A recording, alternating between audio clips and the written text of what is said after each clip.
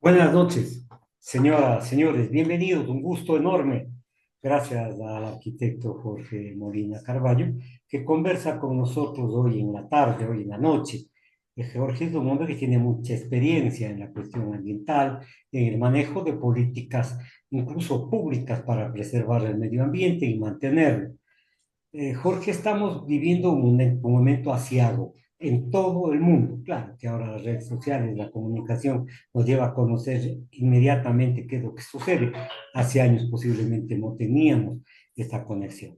Pero sin embargo, bajo el criterio de muchos organismos ambientales, se dice que estamos viviendo una crisis que puede ser la puerta de entrada a situaciones más difíciles. Faltaría agua, en fin. Jorge, buenas tardes. ¿Cuál es tu opinión al respecto? Gracias, Marco, por la invitación. Buenas tardes a tu audiencia. Realmente el tema no es nuevo. Varias veces yo he comentado en tu programa que a través de los datos que existen, las sequías son recurrentes. Hay periodos de retorno variables cada 15 años, cada 20 años, en fin. Leí por ahí una noticia que a inicios del siglo XX hubo una sequía realmente bastante pronunciada que provoca inclusive movilidad humana absolutamente sostenida, es decir, migraciones, gente que deja de tener agua y tiene que moverse necesariamente hacia sitios donde pueda conseguirla. En el caso de Cuenca, ciertamente ha habido gente visionaria que se ha preocupado de este tema, cosa que desde mi punto de vista no está pasando en la actualidad. Fíjate vos, hemos analizado tantas veces en este programa cómo se regula el cauce del río Machángara gracias a la represa de Chauludí y El Labrado. Entonces, yo creo que en aquel entonces, sin tener criterios ecológicos absolutamente sostenidos, tomaron en cuenta que el hombre es parte de la ecología. No se le puede dejar al hombre al margen. Y teniendo la posibilidad, en definitiva, de almacenar agua para usarla en tiempos de estiaje, realmente no se ve con claridad que haya una actitud sostenida de parte de las autoridades respectivas, conociendo que este es un trabajo de varias administraciones, no es cuestión de una, dos o tres administraciones. Este debe ser un trabajo permanente y sus asesores ecólogos, con mucho más conocimiento, evidentemente, de lo que teníamos antes o de lo que yo tengo ahora, con mucho más conocimiento deben tomar en cuenta que el hombre es parte de la ecología y ¿Correcto? justamente proponer planes de mitigación ambiental en el evento, que vaya a haber impactos negativos. No, y he manifestado, por ejemplo, de lo que conozco, que la laguna de Taitachugo es un vaso natural. Represándola, se estaría devolviendo a la naturaleza lo que fue hace cientos de miles de años. Es decir, Ya. el impacto desde mi punto de vista es mínimo. Es una apreciación, puede estar absolutamente equivocado, pero la obligación de quienes asesoran a las administraciones respectivas es dar alternativas. Si lo uno no funciona, pues vayamos por lo otro, pero no se ve, y eso crea angustia en definitiva en la población. No se ve que hay una acción sostenida para proteger en el corto plazo, porque esto no se hace de la noche a la mañana. No, cada Bien. vez las cosas se van complicando más, más y más. Parece que esta vez creó alguna conciencia tanto en usuarios cuanto en administradores, a efectos de que tomen acciones realmente inmediatas y de gestión lo más rápido posible, porque si el año que viene nos toca un estiaje igual o este mismo, en definitiva no ha pasado todavía, nos vamos a ver abocados a situaciones extremadamente graves. Sí, Jorge, hoy nomás estuve leyendo el anuncio de algún organismo internacional que controla, guía, sigue al fenómeno del niño. Dice que el fenómeno del niño puede traernos a nosotros una sequía bastante marcada en el próximo periodo que arrancará en diciembre. Y hay la preocupación realmente. Pero los recursos hídricos, la gente no entiende, proporcionan agua para el consumo humano, en primer lugar. Segundo, para la agricultura, la industria. Se dice que en el Ecuador y aquí en la ciudad de Cuenca, en el Cantón Cuenca, aproximadamente el 70% del agua que se produce va destinada a la agricultura y a la ganadería. Es decir, estas dos actividades exógenas al hombre, quiero decir, o sea, que no benefician al hombre propiamente en la utilización de, de la tecnología para mejorar el medio ambiente, perjudican a la larga, Jorge. Es decir, el 70% se llevan el campo, la agricultura, que no estoy criticando, pero de alguna forma hay que regular eso, Jorge. Es seguro, yo creo que realmente es una combinación de varios factores.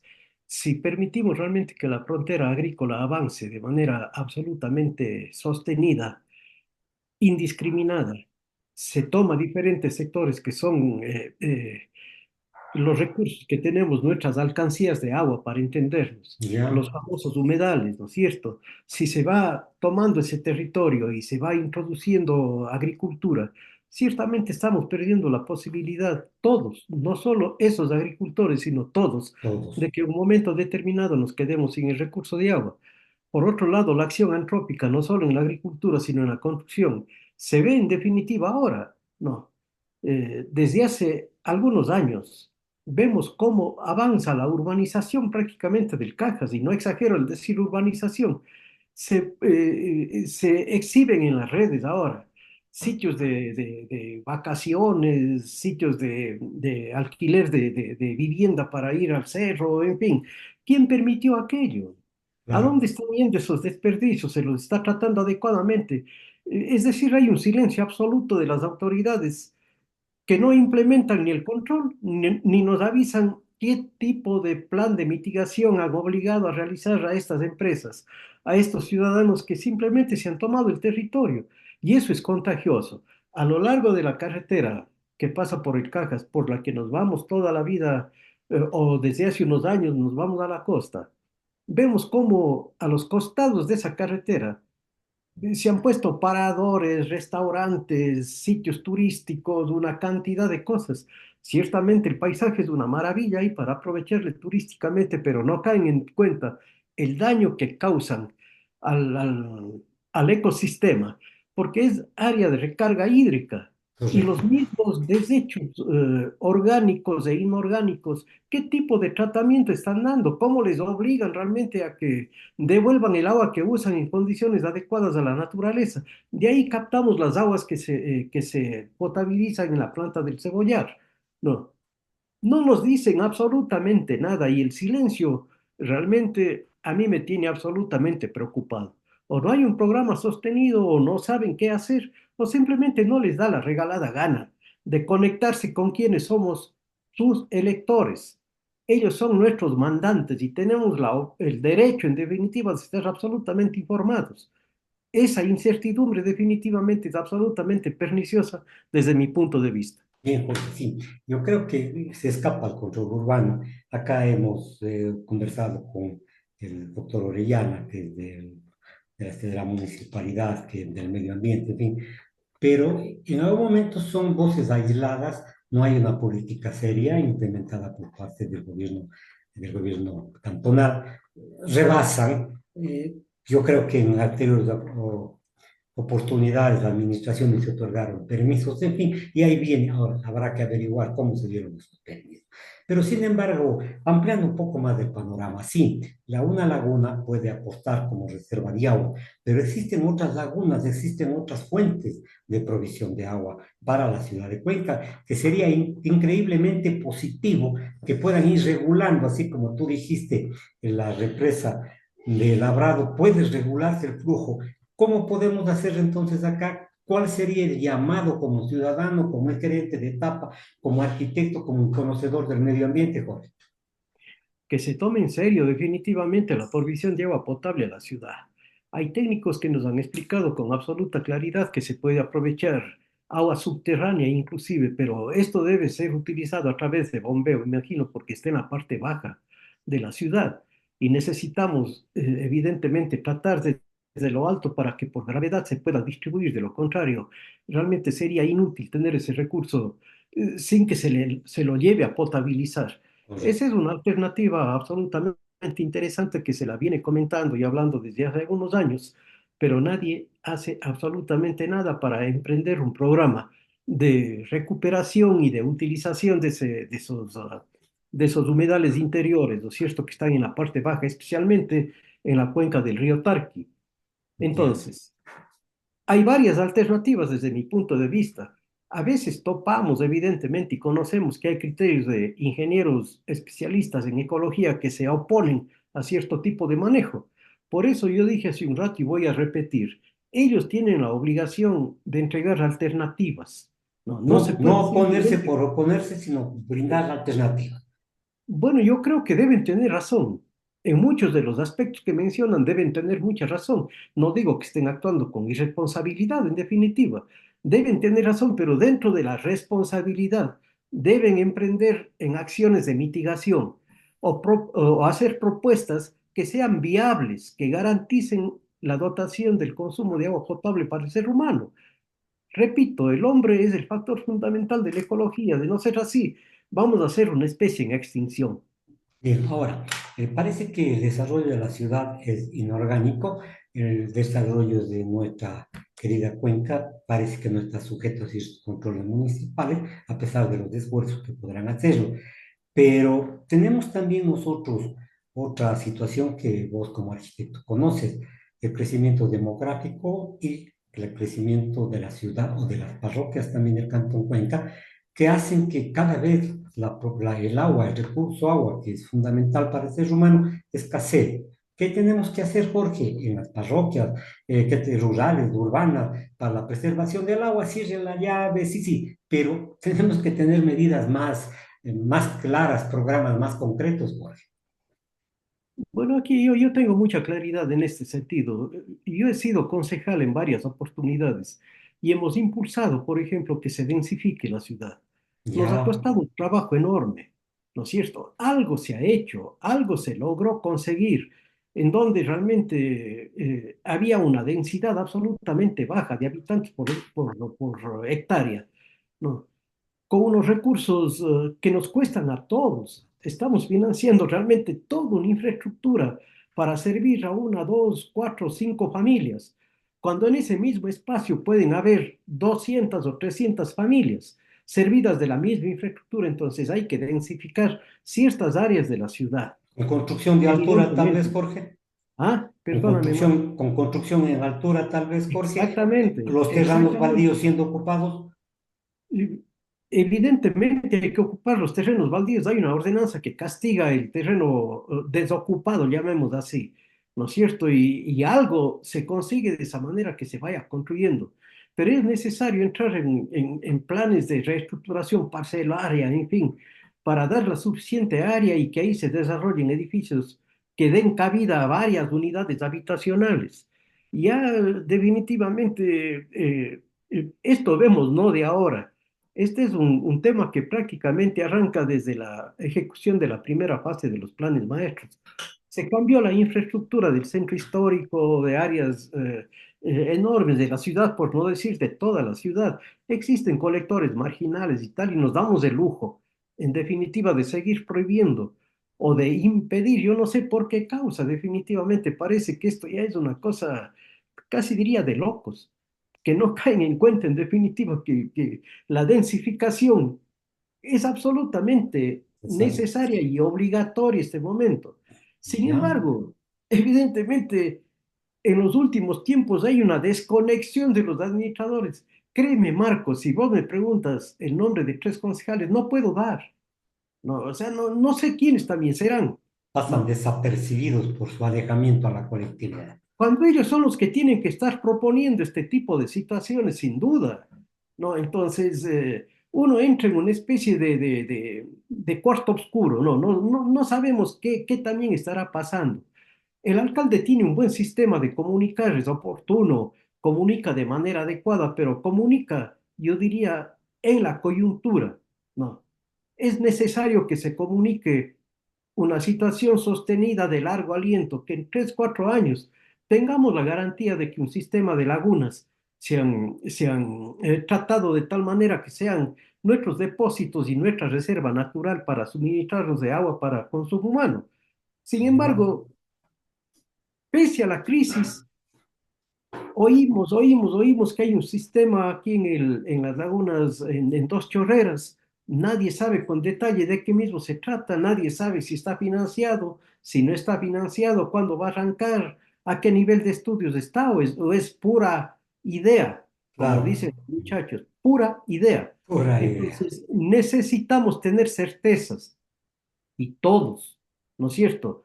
Los comerciantes, los agricultores, los industriales, los habitantes de la ciudad, todos necesitamos certezas. Caso contrario, Perfecto. ¿cómo proyectas una inversión de aquí a 10, 15, 20 años? Ujú, ujú. Hemos tenido problemas incluso con cuestión de tuberías, en fin, tú conoces el problema de etapa con el consorcio que ganó el juicio incluso. Pero además de esto, Jorge, hace falta promover políticas de tecnología que optimicen la gestión del agua, como sistemas de recolección de agua, por ejemplo, pluviales y contadores inteligentes, que detecten fugas, porque en la ciudad de Cuenca, con la infraestructura que tenemos del agua, yo creo que gran parte del líquido vital se escurre a través de la tierra. No sé, con la experiencia que tienes vos, Jorge, ¿cuáles podrían ser estas políticas que optimicen con los ciudadanos la optimización del recurso agua? Ese es un tema ciertamente que pasa en todo el mundo. Es decir, hay un punto de equilibrio entre el desperdicio a nivel de tubería y los porcentajes, evidentemente. Países industrializados, países del primer mundo y tal, llegan a niveles de alrededor de un 20% en fugas en la red de distribución de agua potable, porque es más costoso bajar del 20% hacia el 15, el 12, el 10%. Es mucho más costoso mantener una red con poco desperdicio, llamémoslo así. Entonces hay Correcto. un punto de equilibrio adecuado. Yo recuerdo en mi época, cuando fui gerente de la empresa, teníamos datología en el sentido de que había un desperdicio de alrededor de un 42%. 42%. Exacto, era una tubería antigua, Escalofriante. vieja, Sí, con sí, una sí. cantidad de fallas, en fin. Por eso se emprendió en la primera fase de los planes maestros, porque para eso es la datología, no es para guardar en un escritorio. Se Bien. hizo el análisis. Técnicos comprometidos con la ciudad nos indicaron, no a mí, sino a la empresa en definitiva, que esto no podía seguir adelante. Se emprendió en los estudios de la primera fase de los planes maestros. Esto se le hizo dos o tres administraciones antes que yo ingrese a la empresa. A mí me tocó buscar la plata, buscar el financiamiento y la que me sucedió a mí le tocó ejecutar esas obras. Y Correcto. así por el orden. Es Ujú. cuestión de tres o cuatro administraciones. Entonces, nosotros logramos bajar un trabajo absolutamente sostenido a un nivel de un 34, 32% en fugas. Este dato tampoco tenemos ese dato. Tampoco tenemos ese dato, ¿no es cierto? Entonces, ¿cómo vas vos, por ejemplo, a solicitar un crédito si no tienes el dato concretísimo? Decir, vea, señor, Corporación Andina de Fomento, Banco Interamericano, al mismo gobierno nacional, necesitamos acá 50 millones de dólares para corregir fugas, queremos llegar a este nivel y tal. No sabemos absolutamente nada, ¿no? Y esa es la parte que a mí me preocupa porque tal parece que la gente ni se percata de lo que estamos pasando por la falta de comunicación. No se trata de asustar a la gente, se trata de hacerle tomar conciencia Conciencia. para Sí, que señor. así, como se nos exige, que tomemos duchas rápidas, que utilicemos la lavadora, que utilicemos el lavaplatos, que no lavemos el carro dos, tres veces a la semana, peor en épocas de estiaje, en fin. Igual tiene que haber una respuesta de los administradores, ¿no es Perfecto. cierto? Este es un trabajo que es de ida y vuelta. Caso contrario, nos deterioran la calidad de vida porque ciertamente nos crean niveles de estrés innecesariamente cuando esto debe ser absolutamente fluido como siempre fue. Sí, Jorge, estoy de acuerdo contigo. Parece que existe una miopía o no quieren ver el problema, enfrentarlo de frente. Pero, sin embargo, nosotros no contamos con un diagnóstico para la solución. Voy a poner un ejemplo. Si yo me voy donde el médico me examina, me pregunta, me toma la temperatura, en fin. Ahí está el diagnóstico y puede, a base de ese diagnóstico, darme la solución, entre comillas, los medicamentos. En esta situación, si no hay un diagnóstico, todo lo que se programe a lo mejor está sin sustento científico, sin patología. Esa es la peor preocupación que por lo menos yo tengo, Marco. No digo que no tengan datos. Sería el colmo que no hayan levantado datología, información, y que evidentemente a través de ella se vayan nutriendo los administradores para poder gestionar de manera positiva. El asunto es que no nos indican. Y ese Mm. silencio nos estresa, para ser más claros. No sabemos qué va a pasar de aquí el próximo año, de aquí a 6 meses. Nadie dice absolutamente nada. Nos vienen a contar lo que todos vemos, que el río está sin agua. Sentimos. Hacen unos videos y eso vemos todos. No queremos que nos repitan, ya estamos viendo que está sin agua.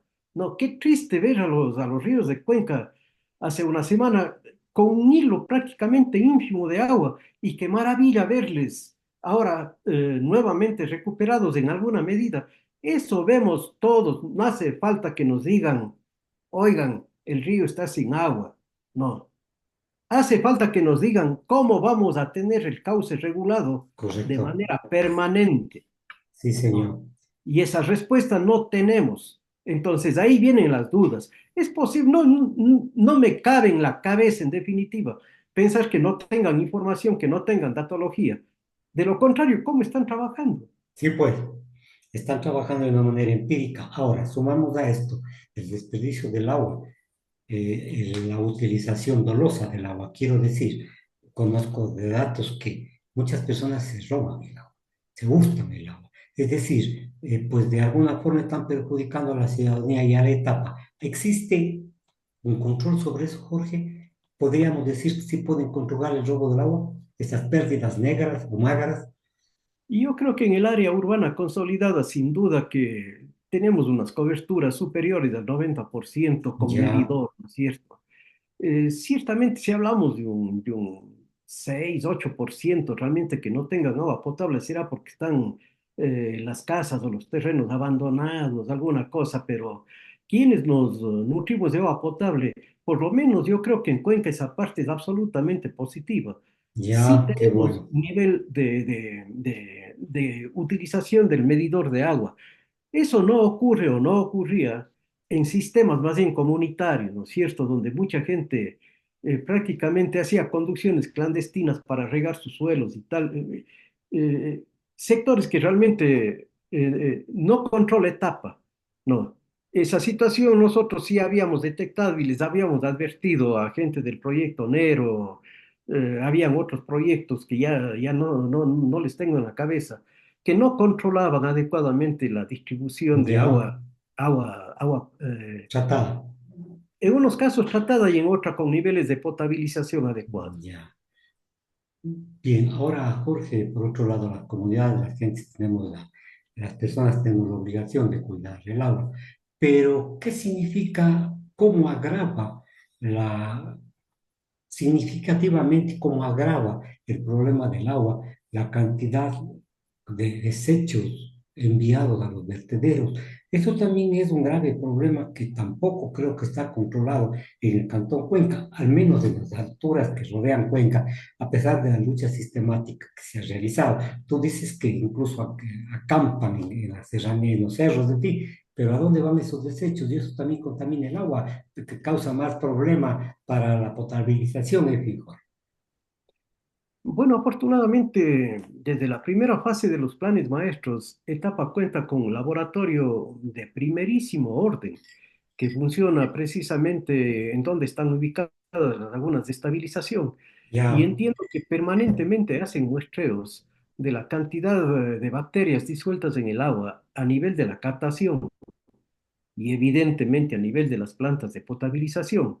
No, sería realmente insólito que no se esté dando uso a este tipo de investigación porque eso sería atentar contra la salud pública. Yo entiendo definitivamente que esta situación debe estarse dando eh, frecuentemente porque se trabaja los 365 días del año y las 24 horas del día. Es decir, etapa nunca para, ¿no? Por lo menos hasta donde yo conozco, etapa nunca para y no debe parar, ¿no? Entonces, ahí también hay una falta de comunicación, ¿no? O sea, nos deben contar el tema que vos estás haciendo que es de interés público, ¿no? ¿Qué tipo de controles bacteriológicos, por ejemplo, están haciendo en la captación del río Tomebamba que viene de la parte del Cajas? A ver qué niveles de bacteria tenemos ahí, ¿no es cierto? sí, sí, sí, sería importantísimo. Por otro lado, Jorge, la situación del agua se vuelve cada vez más conflictiva, pero se dice que si me informan, me acaban de escribir, que a lo mejor se vuelve innecesario, se vuelve imposible bloquear las lagunas para tratar de dosificar el agua, y que esto sería ir en contra del ecosistema que ha crecido, que se ha desarrollado a los filos de las lagunas, digamos así, y que esto sería un atentado franco al ecosistema, Jorge. Yo personalmente tengo una visión, pero quiero ir al técnico y al conocedor, Jorge. Es exactamente lo que dije hace un momento, ¿no es cierto? O sea, son gente que ha estudiado, deben tener mucha razón, pero ellos tienen la obligación de darnos las alternativas. No, tal parece que se están olvidando del hombre que es parte de la ecología, ¿no es cierto? Yo entiendo que en cualquier obra humana algo se sacrifica en beneficio del ser humano. Para eso Correcto. hay los estudios de impactos ambientales y la mitigación de esas situaciones negativas. No, el control de impactos ambientales negativos es obvio, pero están guardando un silencio realmente eh, que no sé ni cómo calificar. No, correcto, yo no soy hombre de cerrarme a ninguna posibilidad, no, pero frente a eso dennos alternativas. No, no me vengan a decir en definitiva que ojalá llueva o como dijo algún ministro de energía de la época del señor Lazo, encomendémonos a Dios, ¿no es cierto? Así dijo. Entonces, obvio, pues, traigámosle al señor de Girón, ¿no es cierto? Y evitemos ningún tipo de inversión, gasto, tal. Cada 3, 4 meses le traemos a que nos den haciendo llover. Entonces, esto ya cae prácticamente en una abstracción absolutamente peligrosa. Los señores ecologistas, ya digo, los ingenieros ecólogos, repito una vez más, tienen la obligación de darnos alternativas. No podemos simplemente cruzarnos de brazos y no hacer absolutamente nada. No. Nos dan la idea de que etapa que distribuye, quien controla, quien purifica el agua en Cuenca, en fin, está en una situación económica difícil. Es todo oído de labios de la gerente. Y lo que mantiene a etapa no es el agua, que está, según ellos, subsidiada, mantiene la telefonía, perdón, la cuestión del Internet. Pero ¿crees que etapa deba ser su fuente de ingreso el Internet cuando nosotros debemos tener a lo mejor una mejor recaudación por los precios del agua? Ojo, no digo subir los precios, sino buscar una forma mejor de distribución, Jorge. Mira, Marco, voy a ser absolutamente claro. Y voy a hablar en primera persona porque tal parece que realmente las cosas aquí son bastante acomodaticias. No.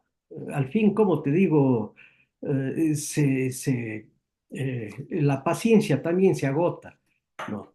Cuando yo asumí la gerencia de etapa, cuando yo asumí a fines de los años 80, no, asumí la gerencia de etapa, era una empresa que no era sujeto de crédito. Ujú. En aquel entonces teníamos una deuda enorme, precisamente de la telefonía fija, y tratar de buscar recursos para el agua potable era casi imposible.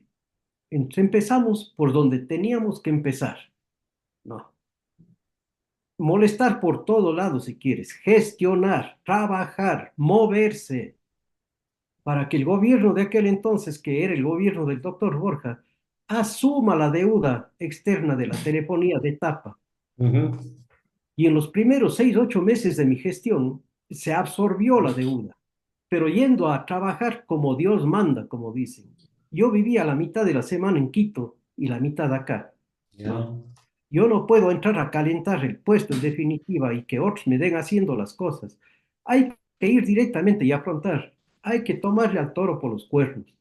Por último, Etapa se volvió sujeto de crédito, pero no podíamos entrar, como dices vos, en definitiva, en el ajuste tarifario y tal y cual. Nunca la empresa va a tener plata propia para emprender un proyecto de esta magnitud. Bien. Entonces tuvimos que buscar diferentes alternativas. No, el gobierno italiano quiso financiar toda la ejecución de los planes maestros. ¿A cambio de qué? De traernos tubos de cerámica finísima de Italia, cuando aquí producíamos los tubos de cemento, los que están sirviendo todavía. Ujú, ujú. Tuvimos que cambiar la vocación del crédito. Ya no era un contrato llave en mano, de gobierno a gobierno, sino tuvimos que abrir la posibilidad y fuimos golpea las puertas del Banco Interamericano de Desarrollo, que es el que terminó financiando en cerca de 55 millones de dólares en esa época para la ejecución de la primera fase de los planes maestros. Pero eso se trabaja todos los días, Claro, ¿no? Y con horizonte a largo plazo, ¿no? Solo así se pueden salir, mi querido Marco. Pero acá ya digo, o sea, no se sabe absolutamente nada. Estarán buscando financiamiento. Este es un tema que va a financiar cualquier país del primer mundo, porque el mundo está ya, abocado realmente a la recuperación, al tratamiento y a la dotación de agua potable. Ese es el recurso final que tenemos los seres humanos, ¿no? Pero ¿dónde está la segunda fase de los planes maestros? ¿Dónde está? ¿Quién nos cuenta? ¿Quién sale, hace una rueda de prensa y dice, vean, ciudadanos, esto estamos haciendo? ¿No es cierto? claro, claro. No, nos tienen en una oscuridad absoluta.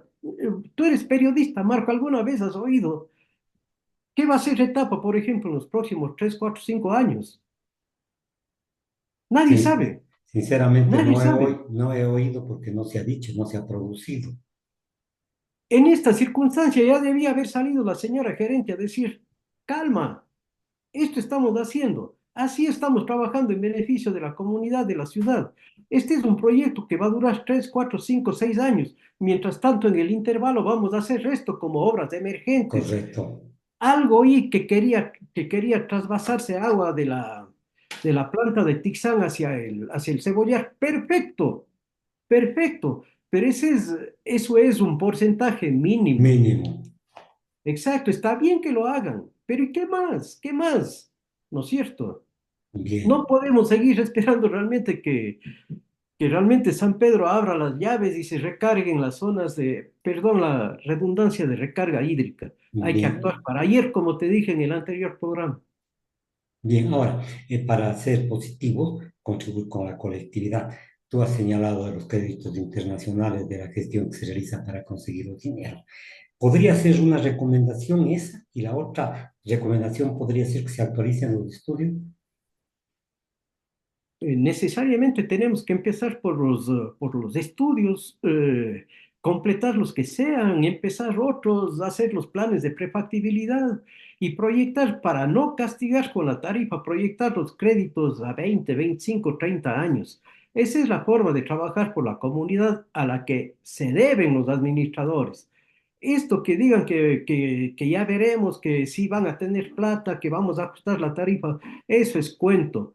Nosotros no podemos pagar de una, llamemos así, una obra de esa magnitud. Eso no se paga en 2, 3 años, eso hay que pagar en 20, 25, 30 años.